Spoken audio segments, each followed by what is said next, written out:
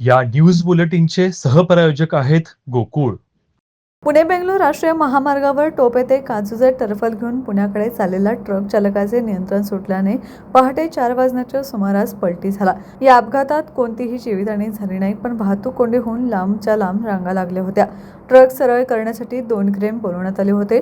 अधिक माहिती अशी की कागल तालुक्यातील हमीदवाडा येथील फूड फॅक्टरीतून काजूचा टरफल घेऊन पुणे चाकणकडे निघालेला ट्रक आज पहाटे 4 वाजण्याच्या सुमारास टोप येथे आला असता चालकाचा गाडीवरील नियंत्रण सुटल्याने ट्रक ओढ्यावरील कठड्याला धडकून ट्रक थोड्या अंतरावर जाऊन पलटी झाला.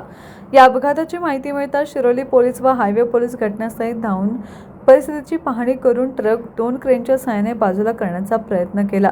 ट्रक ओव्हरलोड असल्याने दोन्ही क्रेनचे वायुरोग तुटले, त्यामुळे ट्रक सरळ करण्यास वेळ लागत असल्यामुळे वाहतूक कोंडी निर्माण झाली होती. वाहतूक नियंत्रित करण्यासाठी शिरोली पोलीस व हायवे पोलीस शर्थीचे प्रयत्न करून वाहतूक सुरळीत चालू केली.